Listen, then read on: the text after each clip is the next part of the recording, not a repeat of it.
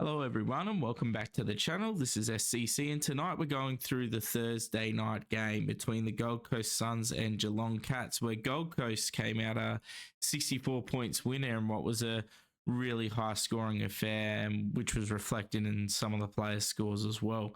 One that we probably didn't see coming, especially up in Darwin, where you think the heat was pretty bad, and it looks like it was 34 degrees and looked like a very, very sweaty game. But it did see Gold Coast run out on top, and there was a lot of offense, not so much defense in this game. And that showed both teams scoring over 100. The Suns were dominant in their midfield, really starting to show in the Cats that they're a bit behind with their team, and I guess midfield needs a lot of work, and Gold Coast have had 10 players, or 1, 2, 3, 4, 5, 6, 7, 8. Sorry, 8 players score over 100, and two in the high 90s. So pretty much 10 players in 100 SC points, and led the way by Noah Anderson, who was playing a pretty much freak game with 18 kicks, 24 disposals, 2 free kicks, 4, and 2 goals, 1. He was pretty dominant. 697 meters game with 11 contested disposals. Really a big bounce back game for Noah Anderson, and one of those ceiling games he has every now and then. He really does seem like the type that when he does become consistent, he's going to have a top 5, top 3 Supercoach mids year, but continues to be outshined by the one that was 2 spots below, being Matt Rao for consistency. And did Matt Rao bounce back this week against a Geelong team that's midfield just seemed to not be able to keep up? Flanders, another big game out of the back line, just keeps on scoring well, and probably looking like F1, maybe for F2, depending on Heaney in our forward line. Alex Sexton, now this is a painful one because I did think about bringing him in at 220k, just because I thought he's got that defense role and probably going to score well, but I didn't expect him to get 32 disposals off the back line, especially when Flanders was back there. And that's exactly what Sexton's done. 118, really good for everyone that kept him, and there was quite a few. I decided to trade him out early, thinking, if he's being dumped in this Gold Coast team now, probably not going to bring him back in, and it's just so full, and that he has got another chance, and he has played quite well. So kudos to those who held him, and it's a painful one for me not having, because he's going to get to 300, 400k pretty easily now. And especially in this role, he looks really good. I do doubt that, there's going to be so little defensive pressure like this game had. Like, at some points, they were just walking the ball out pretty easily. And yeah, pretty surprised by Sexton here, but a really good game from him. Probably a bit disappointed with Toot Miller's score, 97, 32 disposals, 4 free kicks, 6 tackles, doing all the things that he does, but was really let down by the fact that, it must be that it was just the handballs going backwards. Like, looking at the stat line and percentages, it's not much different to what Matty Rao's done. A few less tackles, but still, the handballs must be it, because Rao had 35 and 1 goal. I guess the 1 goal makes a difference, but 40 points difference, even with the difference in usage efficiency. Toot did look better, but Rao's got the chocolates here. And that's probably the big one that we're going against in this team every week. And yes, as we said, a big bounce back game for Matty Rao. Running down this team, the only other disappointment is Closey, 49, not great, but everyone's really fielding him. I think 10% didn't of the 64% ownership, so not the worst to have on field. Mac Andrew, sadly, for those who had him, has looked to have an injury. He looked like he was limping after the game as well. Looks like it's a right calf per this information, so that's not great for him. Just open this up. Over to the Cats. Now, Warren Myers continues to score well. Probably going to have to become a bit of a forward option for us, because he is scoring well back there. Not back there, up there for them. And the forward line is pretty bleak, so He got 29 disposals, which is probably a bit out of the norm for him, but he's been playing really well, and probably one we have to consider going forward. Max Holmes, 104, so probably should have kept him over Hewitt in the end, but Holmes doesn't ever go the huge score. He'll start off really strong and then he'll finish on like a low 100, 110, so probably a bit disappointing for him to not have gone big because he was scoring really well at the start, but still 104 you cannot be mad with. Toby Conway, so if anyone had him in the right, which I don't think would be many, with many opting for Naismith or Sweet or both. Yeah, we've seen Conway score a 90. He was 180k, so elevated ruck as well. And one that's probably a little bit annoying to miss out on with the way Geelong were deciding to play him as a ruck, where they play in one game and then he missed two, so not really making him viable for Supercoach, but a good score nonetheless. Dempsey with a bit of a bounce back, but probably most had traded him out by now. Tom Stewart really struggling in their back line to get his scores that he used to. Take away the fact that this was a 75 SC. If he look at his dream team, he only had 55, which isn't great. 21 disposals, not much other, assisting stats. I guess he had 13 contested disposals, which helped his Supercoach score. But he looks to be really struggling back there with the new mix they've got, with Holmes running the ball out a bit more, and kind of what I'm wanting to stay away from. Otherwise, scrolling down here, there's not much more really important in this team as far as Supercoach goes. Yeah, Shannon Neal may have been one that people had. He was a 201k forward or something like that.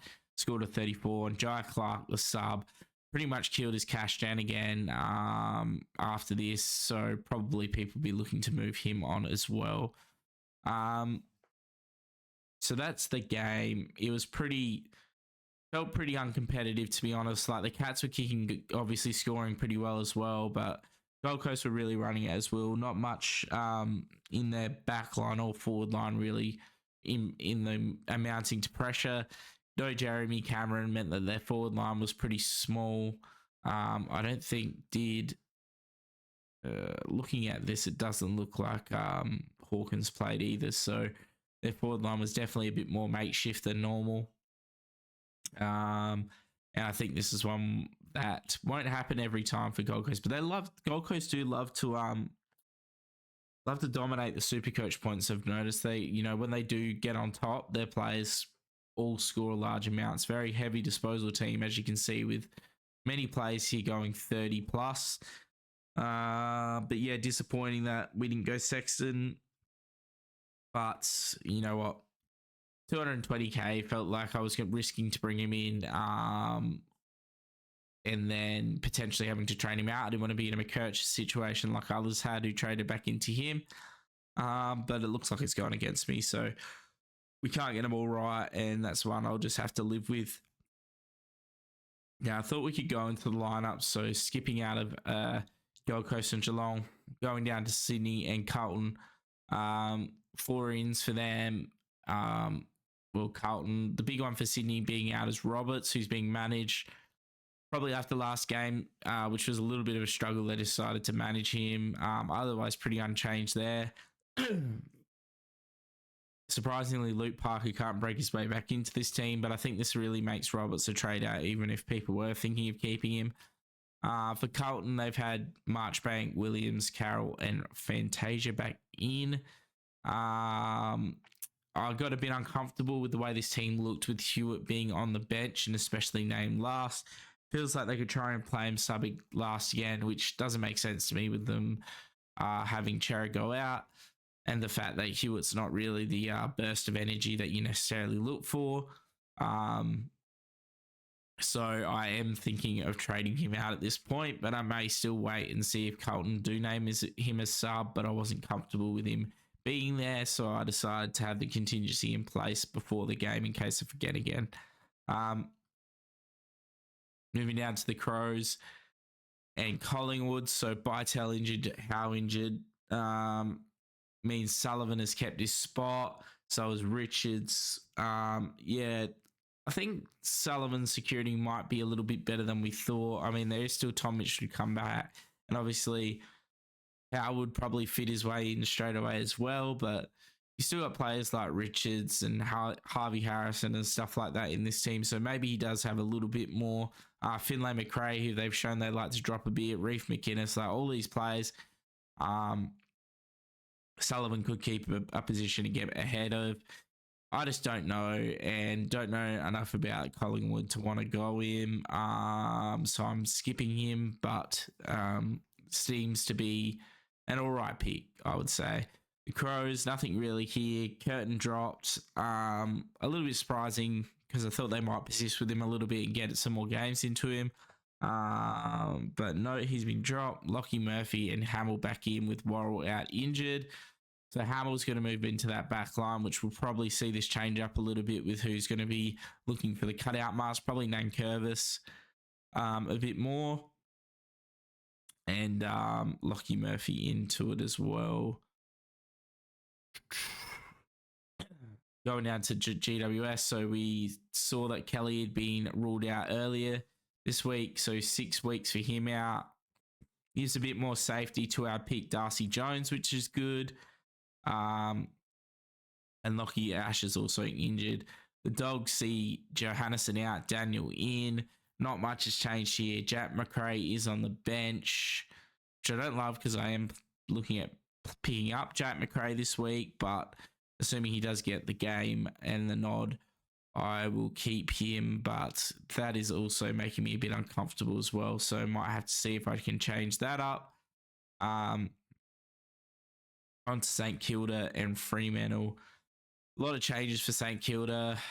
Dow, Sharman, Caminiti, Jones, Collard, Philippou. It's like a real big change to the team, really, with Hayes omitted, Garcia omitted, Stocker and Membry managed, and Ross managed, and then Hasty also omitted. So Garcia is the big one here, being omitted. I thought he played all right last week, but obviously not enough to be saved from the swinging knife of Ross Lyon, which means we've got another 0 on our bench, which is not great. Because we need this cash to keep generating so we can keep upgrading. Looking at Fremantle, no changes, so nothing really to talk about. Luke Ryan looks like my VC. On to Brisbane.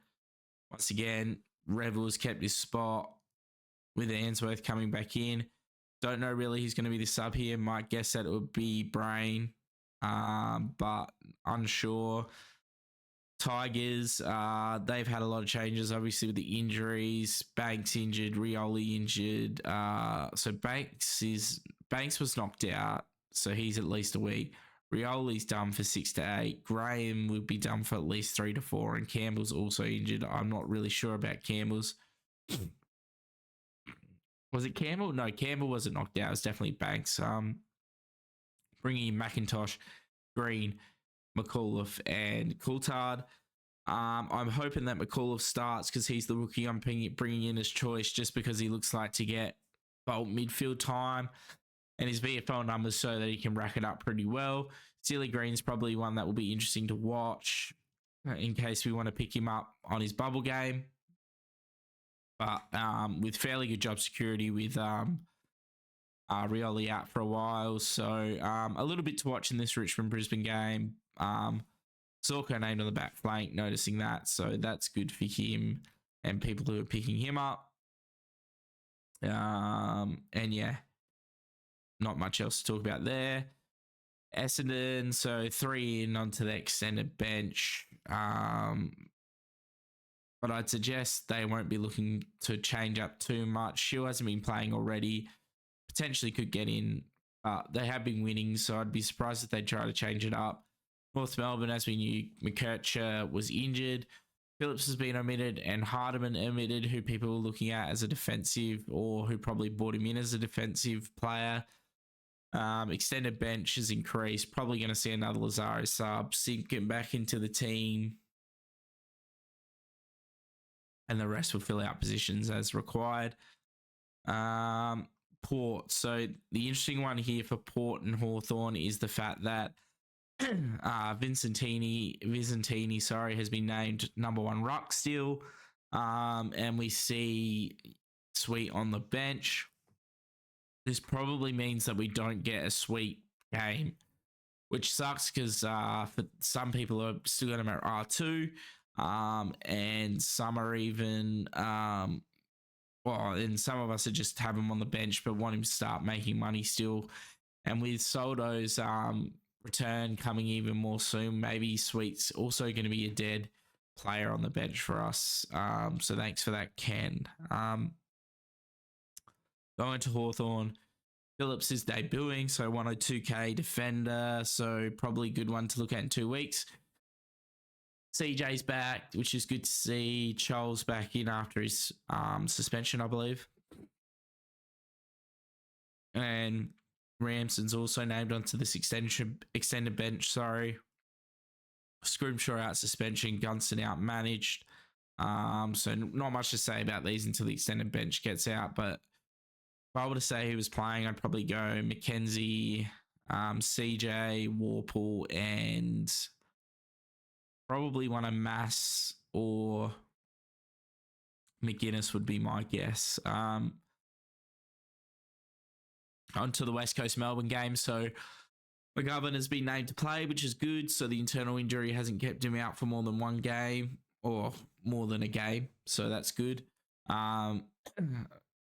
West Coast have brought a few into their extended bench.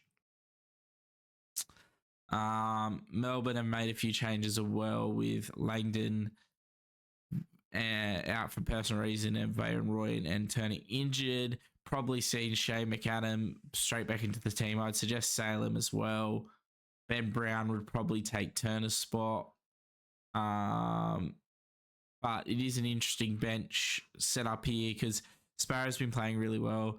Bowie, you wouldn't think. So it could be Salem, Bowie, and Sparrow and Ben Brown, I would suggest, with Woden, maybe the sub, and Tomlinson, Tholstrup, and Fullerton as emergencies would be my guess. So that's for the team lineups. So a few interesting ones there that hurt our team.